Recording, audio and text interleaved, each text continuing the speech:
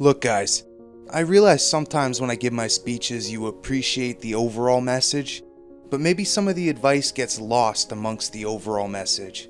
So today what I'm going to do is give you my top 5 list of breakup remedies. Whether you've just been broken up with or have been sitting with this for a while, I'm going to give you some tips on how to move on. Keep in mind this list is in no particular order, and you can use any combination of these tips to personalize this advice to your situation. Number 5. Getting rid of things that remind you of them. I got heat for this in one of my older videos. Someone assuming that I meant that you should live your life as if you never met your ex. That's not the case. For those of you that have heard my speeches before, how many times do I say to remember what happened and learn from it? Or everything is a learning experience. I'm in therapy, I say it so much. But trust me when I tell you, keeping pictures of you two from your trip to the zoo 3 years ago isn't doing anything to help you. It's not like you're going to show those pictures to your next boyfriend or girlfriend. And keeping them is just going to make you reminisce about good times. Of course you had good times with your ex, but looking at pictures of the good times is likely going to make you justify to yourself that things weren't so bad with them. But that's because we keep the good memories. Nobody's keeping pictures of times our ex threw a plate at our head or screenshots of them talking dirty to our best friend. It ended for a reason.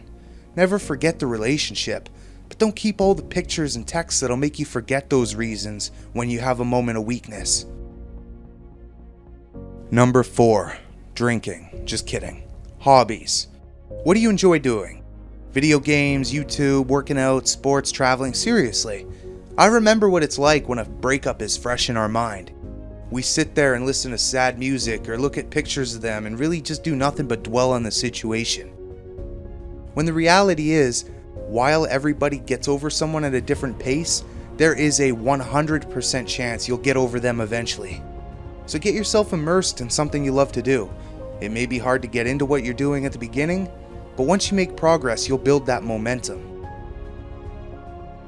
Number 3. Friends and family. I know there are a lot of cases where we see our friends a lot less when we're in a relationship. We've divided our time between our ex and our friends for so long that now it feels weird not splitting our time up anymore. But if you got friends that you can hang out with more, do it. They're your friends for a reason.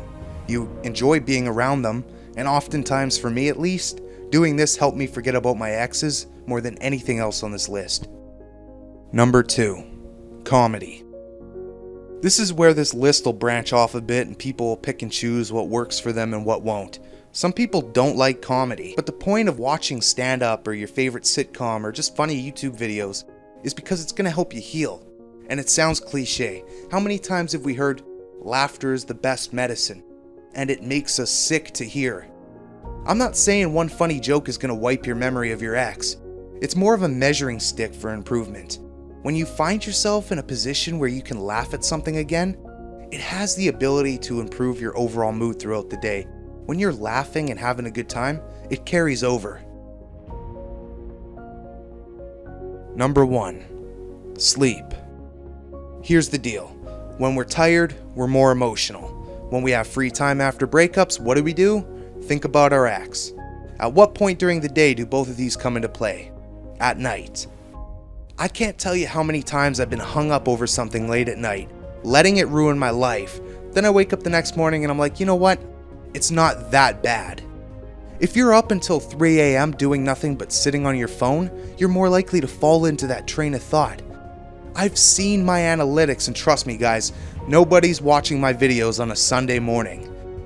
70% of my views and YouTube searches for videos pertaining to breakups comes between the hours of 11 p.m.